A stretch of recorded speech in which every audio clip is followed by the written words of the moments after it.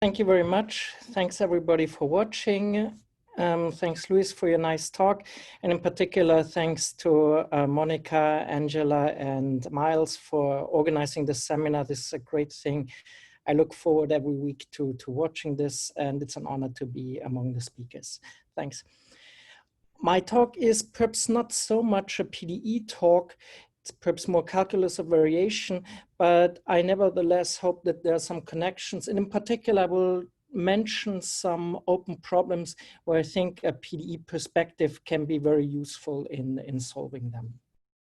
So what I will talk about is joint work with Elliott Leib. And this is about a very simple model for flocking, and in particular, a phase transition in such a model. So I'm not saying that this model gives particular quantitative results that are valid in biology, but I rather think that it's a qualitative model which describes phenomena which are rather universal in many systems. These are problems where a short-range repulsion competes with a long-range attraction, and this competition between these two different forces leads to the emergence of certain patterns. And what we're interested in is how these patterns change as a parameter in the problem, in this case, the number of animals or of mass increases. And what you might want to have in mind is this picture down there of the penguins huddling in the Antarctic winter. They stick together, tightly packed as close as possible, so that the cold summer only hits those on the outside. And actually there are some interesting rotation phenomena. Anyway, so this picture is a little bit of an illustration of what we will try to prove. Some of you might have seen this picture before in talks by Nicolas Rougerie and Jakob Ingvarsson on a problem in quantum physics. And I think it speaks to the universality of this model, that really the same phenomenon appears in many different setups, both in biology and in physics. But let's get down to the mathematics, to the problem. So I want to describe these penguins or particles or birds or bees using a density, that's a non-negative function rho on Rn. And associated with such a density, I want to define an energy that's a pairwise interaction between particles at position x and at position y. There is an interaction kernel in between, that's this k of x minus y, which depends only on the distance between the particles. And the features that we require on this kernel is that this kernel diverges at the distance goes to 0. So that means that it's energetically very unfavorable for the animals to sit close together. There's a repulsive force that pushes them a bit apart. But then on the other hand, the kernel k goes to infinity as r goes to infinity. That means there's a long-range attractive force. So if these animals want to go away from each other, that's unfavorable as well. They want to stick together to be a flock or a swarm. And in between, well, there is some sort of equilibrium distance. In this talk, I will focus on a simple model case, namely where it's a power, so it's r to the minus lambda plus r to the alpha. There's nothing special about these exponents lambda and alpha. This is just to better keep track of the strength of these terms. Lambda quantifies the repulsive force and alpha the attractive force. Alpha is a general positive parameter, whereas for lambda, in order to have this kernel locally integrable, we have to assume that lambda is between 0 and n. Okay, and so fixing such interaction kernel, we can define the energy of a configuration rho by this double integral where rho of x interacts with rho of y through the kernel. And then what we want to do is we look at the smallest possible value this energy can have. That's this infimum here, which we call E of m. We're fixing the total number of particles and call that m. And now there's an important feature in this, and namely in the minimization, we restrict ourselves to configurations for which the density is smaller than 1. So we have an upper bound on this density. Without this constraint, this problem has been studied a lot before. To impose this constraint was suggested by in a paper by Burkhardt, Choksi, and Topaloğlu. And as we will see, this is the crucial feature of this model. It means somehow that these animals cannot be on top of each other, right? I mean, it's energetically unfavorable to be close to each other, but it's impossible to be on top of each other. So that's constraint that appears in many different instances in biology and in physics. And what one is interested is to understand these optimization problems, to understand the minimizers, and our main results today will mostly focus on the case where m, the number of particles, is large. All right, here's a little picture of how one can imagine this situation. This is all just symbolic or schematic. It's not based on any numerics, but there is some numerics kind of in the background which suggests that something like this could be true. So let's go through this. So what you imagine is if the mass is very small, then this L infinity constraint, that rho be less or equal than 1, is not active. And in fact, what that means is that the minimizer at the beginning just grows. It's just a multiple of itself. So that's what's pictured here in the left column, right? So just the green thing, then you increase the mass, you get to the red or to the blue. It's a multiple of itself. And that corresponds to a liquid phase where the optimizer is sort of wobbly and is unconstrained, at least from the top. And then at some point you will hit the ceiling, and then you start to grow sideways. That's what I'm trying to picture in the right column. There are different ways. I mean, you could hit the ceiling either on a flat piece or just at a point or at 2 points. And so this depends all on the details of this, here, for instance, of the exponents lambda and alpha. And anyway, what we do expect is that for large masses, the function is essentially always 0 or 1. Okay, so this set here where rho is equal to 1 will have a measure which is equal to m or very close to m. And that should remind you of the penguins on the first picture. They're really packed together as closely as they can be. And the question is, the mathematical question is, can we prove these expectations? Can we make sense of this? And so to start with, for instance, this thing that I mentioned before, the fact that for small mass, the L infinity constraint is inactive, that's related to the question whether for the problem without the L infinity constraint, optimizers are automatically bounded. Okay, that's a clear mathematical problem. It was solved in the case that lambda, the repulsion, is large, namely greater than n-2, in a nice paper by Carrillo, Delgadino, and Meillet. And they used techniques from the obstacle problems to show boundedness. For them, the large repulsion helps. As far as I understand, for smaller values of lambda, this is unknown. As I mentioned before, once you have this boundedness result, you get this existence of a liquid phase. That's the small mass regime.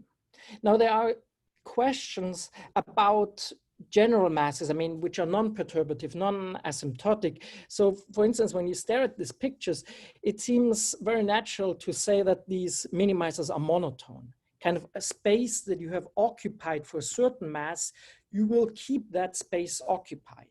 You will not, I mean, the mass doesn't jump somewhere else. Another question is, what you see from these pictures, or what I'm trying to indicate there, is the supports there are, well, here they are all balls. So weaker question would be, are the supports of the optimizers convex? Or even more generally, is it true that all the minimizers are always radial, or are they also non-radial optimizers? Are there some symmetry breaking phenomena? So I should say that Burchard, Choksi, Topaloglu, and Lopez had very nice results about uniqueness for a restricted range of alphas, and that in particular gives for that particular range the radial symmetry of minimizers. However, the general case is still open. I should also mention that this picture is absolutely true. I mean, what I drawn in the top row, as was shown in this paper by Burchard, Choksi, Topaloglu, in the special case where you have a coulombic repulsion and where the attraction is exactly quadratic, then you can actually work out everything by hand. There are some other results for certain parameters, alpha and lambda, which are true in some asymptotic regimes, but I don't want to go into those now at this point. I rather would like to tell you now, oops, what happened here? I would rather like to tell you now the main result of this talk. This is a result about the large M behavior, and it's a result obtained jointly with Elliott-Lieb. So I remind you, up there is our minimization problem with this pairwise interaction through the kernel K. We have a mass constraint, and then we have a lower and upper bound on the density. And the theorem says that if lambda is between 0 and n-1, no restriction on alpha, then there's a critical mass above which the only minimizers for these problems are characteristic functions of balls. Okay, so that's uniqueness, theorem uniqueness of optimizers is really these characteristic function of balls. Think about the penguins, they all stay together in a round shape. All right, now the fact that optimizers are close to characteristic function of balls for large M, that's actually not particularly hard to prove. That you can see, for instance, by some compactness techniques and yeah, some simple arguments. But anyway, the point of the theorem is that they're exactly balls. Okay, so that's a characterization of all possible optimizers. Now, the other thing that you might notice is that the theorem has this assumption that lambda be strictly less than n-1, whereas in order to have the function well-defined, it would be enough to have lambda less than n.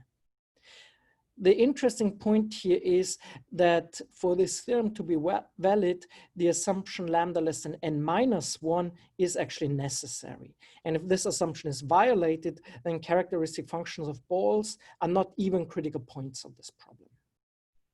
Okay, so that means we need the repulsion to be not too strong.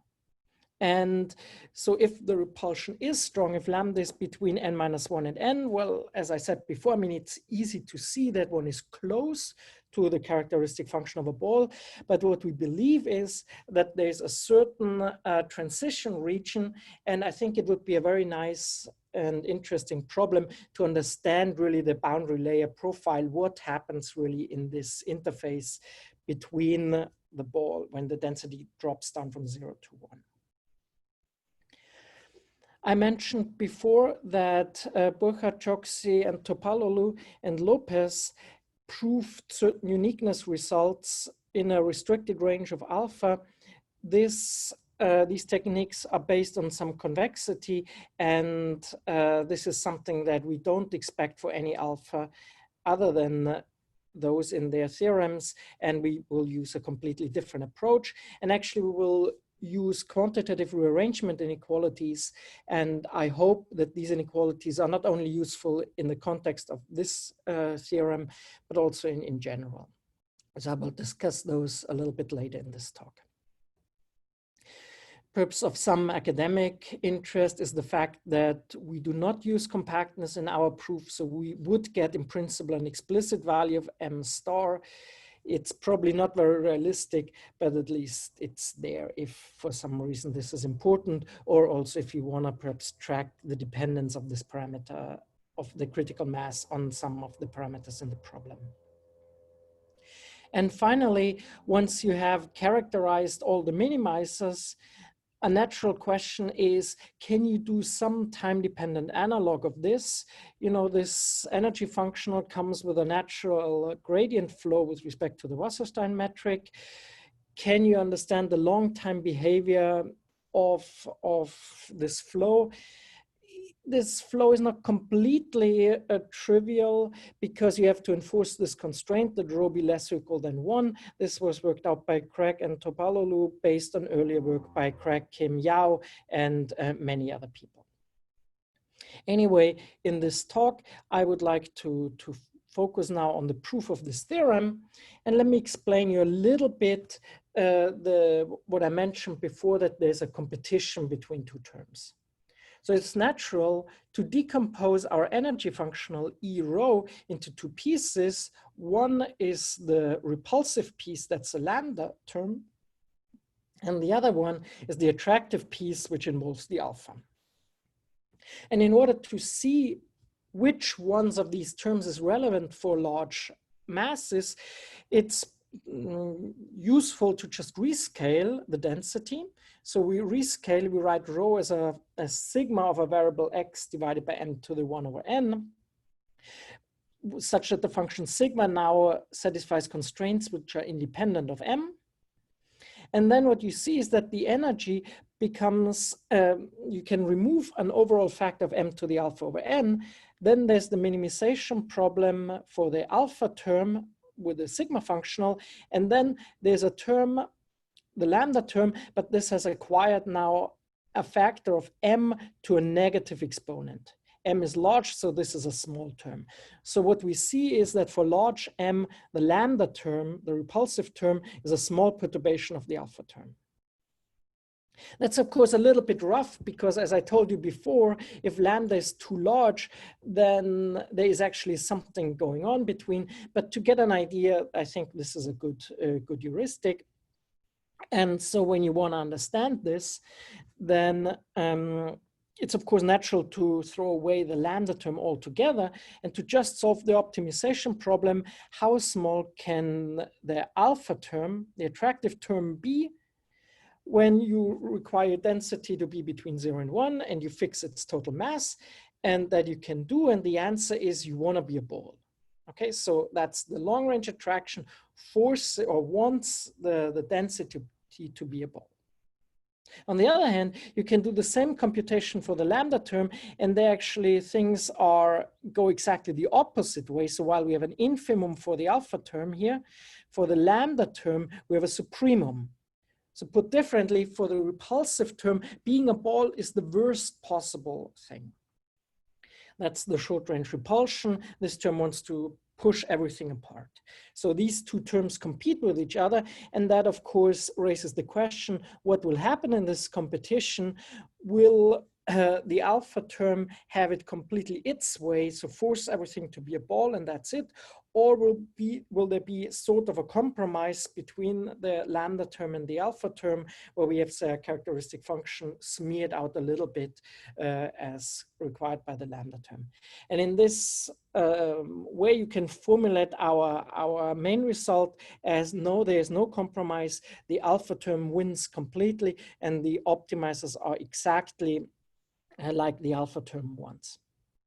And I think from this slide, what you see is that in order to prove this theorem, it will be important to understand this minimum and this maximum and the energy landscape close to this minimum and this maximum. And let me make a comparison now to a different model, which has been studied a lot in the literature recently. This is the liquid drop model from nuclear physics, or its generalization. And what you do there is, so it's again a minimization problem. The repulsive term is just as before. That's the Rees potential, but now the attraction is given by the perimeter. And you want to try to minimize the perimeter plus the repulsion among all sets of a fixed mass. Now the scaling here is somewhat different, and you see that in this case, it's the small mass, the small m regime, where the attractive force, the perimeter, dominates. However, given this difference between small m and large m, the result is very similar. Namely, for any lambda, there's a critical mass, such that for masses smaller than this critical mass, balls are the only minimizers. This theorem in this form was proved by Figallifus, Comaggi, Meo, and Morini, following earlier partial results by a number of authors. It's interesting to see here that this threshold of n-1 does not appear in this theorem, and that's related to the method of proof they're using. And so all these proofs that are used in these papers and that I know of use either directly or indirectly the regularity theory for the parameter. Okay, so if you are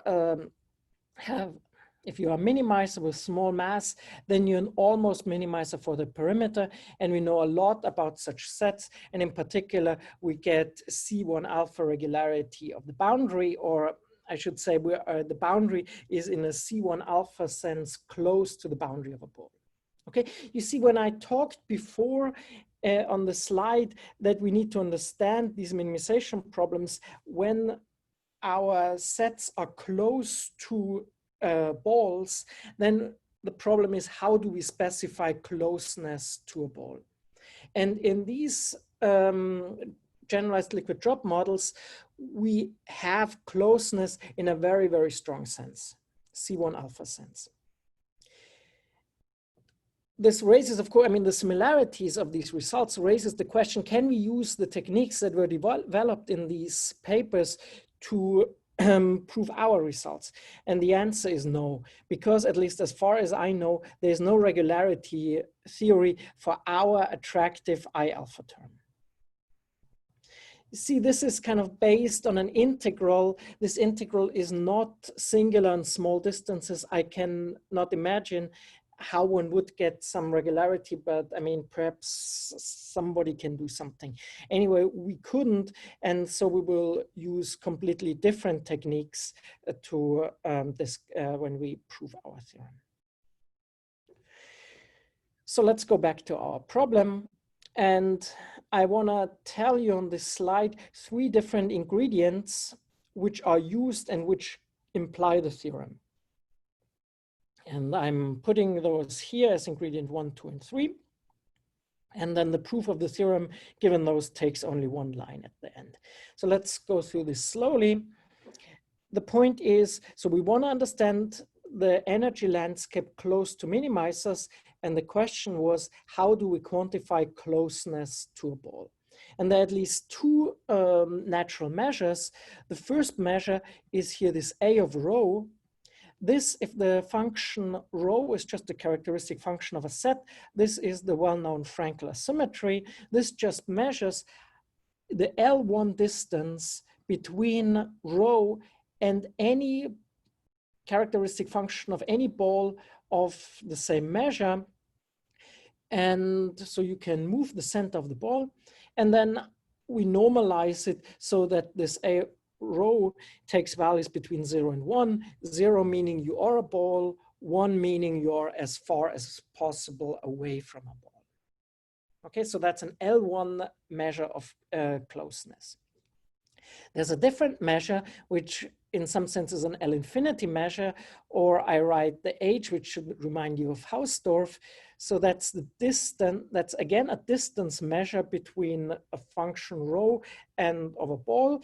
What you do is you ask yourself, is it true that there is a ball such that the function, that the density is equal to 1 on that ball? And is there a second concentric ball such that the density is 0 outside the larger ball? And then essentially you choose the distance to be the difference of the two radii of these balls.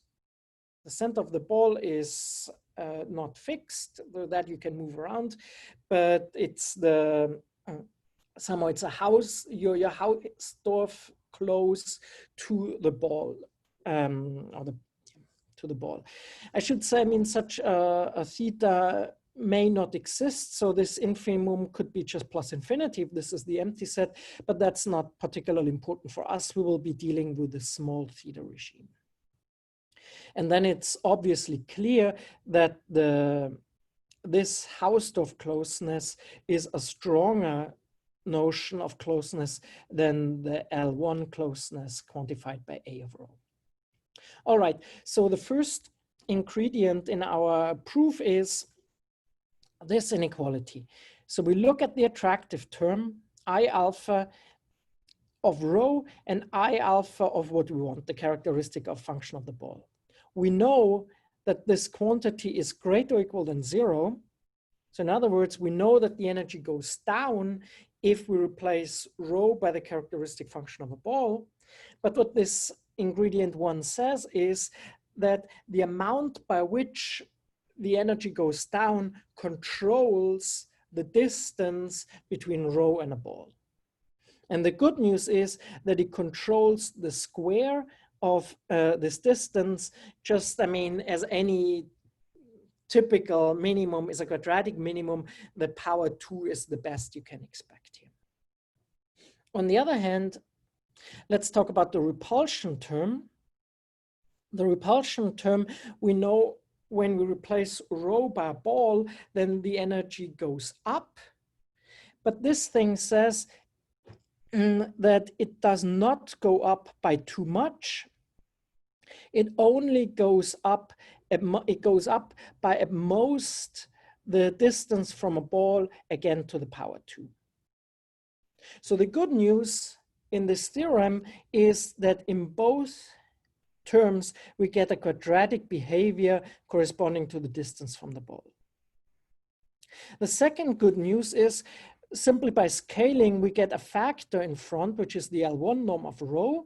This is 2 plus something positive. Here, this is 2 minus something positive. So when the L1 norm of rho, this is what we called M, is large, then this here is a much, the coefficient in front of A squared in the alpha term is a much larger quantity than that in the repulsion term, so that one wins.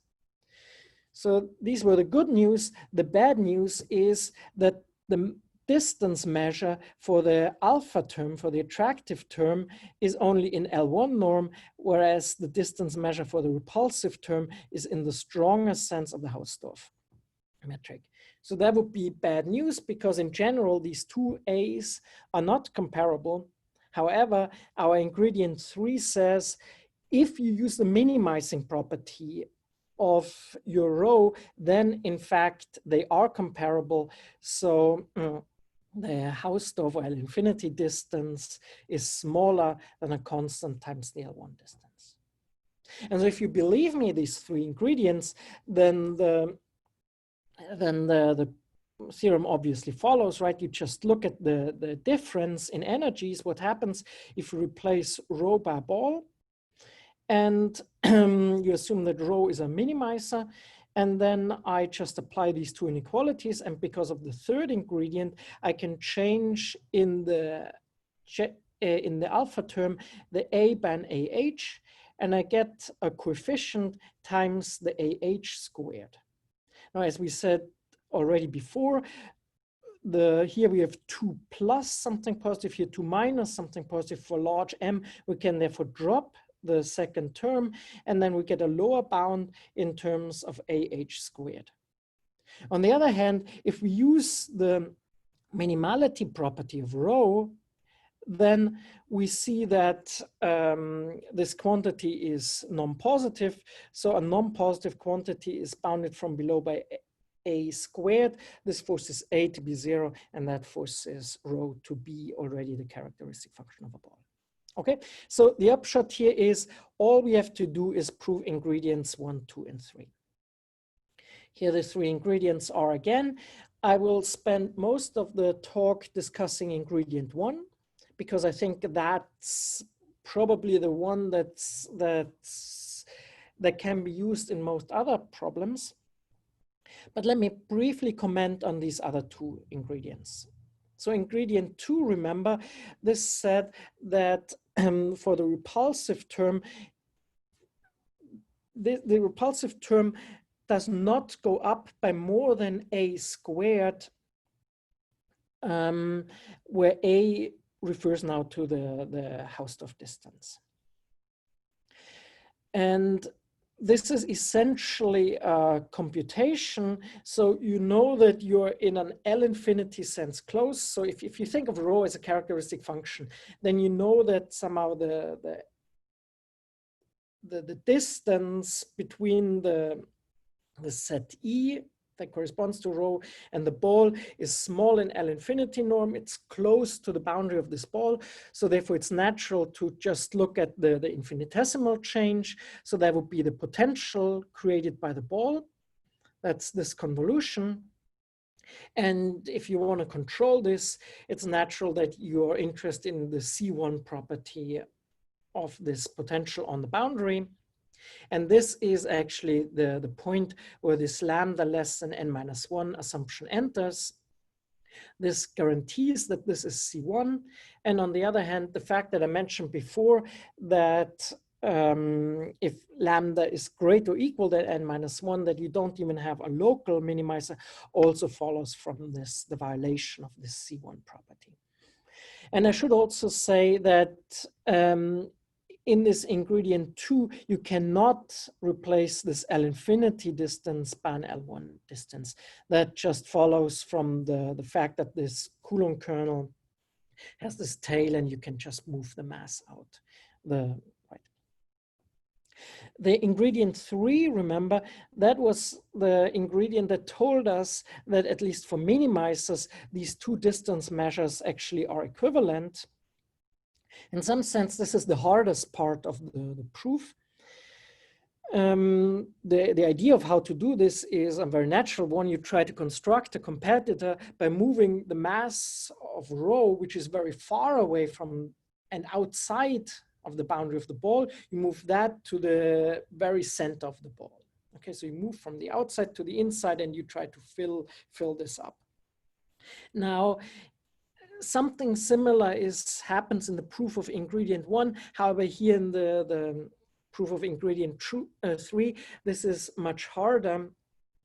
And you need to take carefully into account where you take the mass from and where you put it to. And so you do this in a dyadic setting where you move mass step by step, and then you have some stopping condition where you stop to move the mass, and then you look at what happened then. Anyway, this, if you're interested in this, I refer you to our paper. And in the remainder of this lecture, I will focus on ingredient 1. And we will prove ingredient 1 by proving a quantitative rearrangement theorem. So let me remind you, if you have a measurable set E, a finite measure, we denote by E star the ball in Rn of the same measure. And then we fix one point in Rn, which we call the origin, and that's where we center the E star. And one of the very deep theorems about rearrangement is a theorem of Ries. And this says, if you look at such triple integrals, right, where you have x in E, y in F, and their difference in G. If you look at such a triple integral, then this goes up, or more precisely, does not go down, when you replace E, F, G by their rearrangements E star, F star, G star. Naturally, when you have such an inequality, you want to understand cases of equality. That was done in a famous paper by Burkhardt about 25 years ago. And then only recently, Mike Christ proved a quantitative version of Burchard's theorem, where he says that the amount by which this double integral changes, that in fact controls the distance of your sets E, F, G from the sets that Burchard tells you give you equality. In our talk, we will be only interested in a very special case of this inequality, namely the special case where E and F coincide and where the third set G is equal to a ball. And without loss of generality, we can center this ball at the point that we use in order to define the rearrangement. All right. So this resulting inequality, which I've repeated here on the slide, that's still a very, very strong inequality. For instance, it's a little exercise to see that this in fact implies the isoparametric inequality. Right? I mean, just think of B be a tiny ball that slides and then everything comes from the boundary, and then you can use this to get the isoparametric inequality. Anyway, we talk about this inequality, the EE problem. We need a slight generalization of this. Namely, you can think of having here on the left side actually an integral of the characteristic function of E, and we want to relax that to allowing a general density rho of x, which is between 0 and 1, and whose L1 norm is fixed. And then it's still true that the integral here, oops, well, that's not particularly nice. The last line here, that this is greater or equal than 0. So in other words, when you replace rho by the characteristic function of a ball with the same L1 norm, then this double integral goes up. And what this theorem says is the amount by which it goes up controls the distance of how far rho was to the characteristic function of a ball. And importantly, it controls the square of this distance. Okay, so it's a quantitative rearrangement theorem. If you know that these energies, the rho energy is close to the corresponding energy for the ball, then you already know that as a function, rho is close to the characteristic function of a ball, at least in L1 sense. There's a little bit of small print in this theorem. There's a parameter delta floating around, which is not terribly important. It roughly says that the ball that you're using is roughly comparable to the ball that you want to get out of rho. Okay, so the ball should not be, the little ball B should not be too small. And that's what's quantified by this inequality. So delta is an arbitrary parameter. And if you don't care about the uniformity, then you can simply forget this. And that's good enough for us. All right.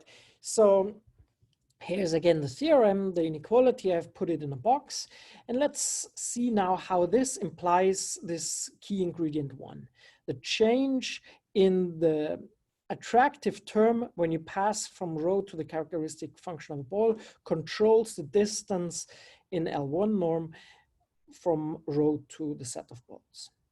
So you do this essentially by writing this interaction kernel. Right here we have an interaction kernel x minus y to the alpha. You can write this as a superposition of balls. Actually, strictly speaking, it's a superposition of exterior of balls, right? So these are the super level sets. But this one doesn't really matter because when you take a difference, the one cancels out. And what you see is that you can write the difference in energy as with alpha as a superposition of these differences where we have the BR kernel just as in our rearrangement theorem.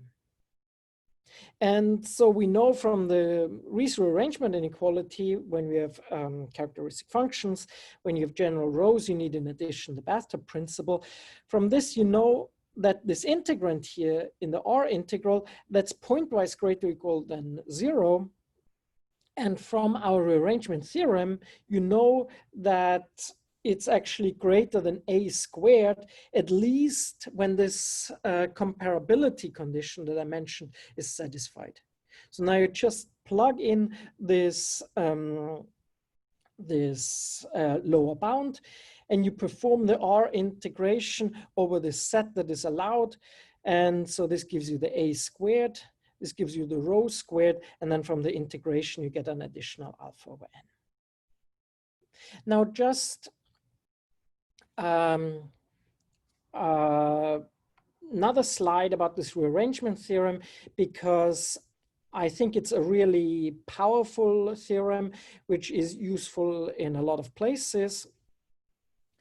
The second consequence, this is something that is not needed in our analysis. We need to be careful not to confuse it with ingredient 2, right? Ingredient 2 asked by how much does the repulsion go up when we replace rho by a ball. This was an upper bound on that change. This here gives us a lower bound. Nevertheless, I think this is interesting. It gives you a lower bound on the change in the lambda term, right? That was the double integral with x minus y to the minus lambda, which is quadratic in A, which is best possible. And the proof of this is the same as for the alpha term. It's just you write this kernel as a superposition of balls, and then you apply this on the allowed interval. I should say that this theorem has been proved before by Burkhardt and Chambers in the case of the Coulomb potential in 3 dimensions. They have other results for general lambda in general dimensions n, but they don't get the optimal power 2. And then recently, and simultaneously with our paper, Fusco and Pratelli proved a similar theorem, but they had the additional restriction at lambda be between 0 and n minus 1. Their restriction on lambda, the upper bound n minus 1, has the same origin as this upper bound in the proof of our theorem. However, in our theorem, this restriction is necessary, whereas in their paper, as we've seen, this can be removed. Anyway, they have a nice proof, and it's interesting to look at that as well. And then there's a third consequence, yet another application of this superposition idea, namely if you look at the fractional perimeter of a set E, you have a fractional isoperimetric inequality, which says that this is minimized when the set is a ball of the same volume, of course, and that inequality goes back to work of Almgren and Lieb. And then one can actually figure out that you have equality in this inequality if and only if your set is already a ball. And then Fusco and co-workers proved a stability version of that with a suboptimal exponent. And using our rearrangement theorem, you get a quadratic version, a version of this inequality with a quadratic remainder, which is the optimal one. However, there's a stronger version of this theorem known. This is due to this paper I mentioned before by Figalli, Fusco, Maggi, Mio, and Morini, and namely, their theorem has a good behavior of the constant on the parameter s. So when you pass with s to 1, you recover the isoperimetric inequality, the usual one, in the limit, and you get a quantitative a quantitative isoperimetric inequality.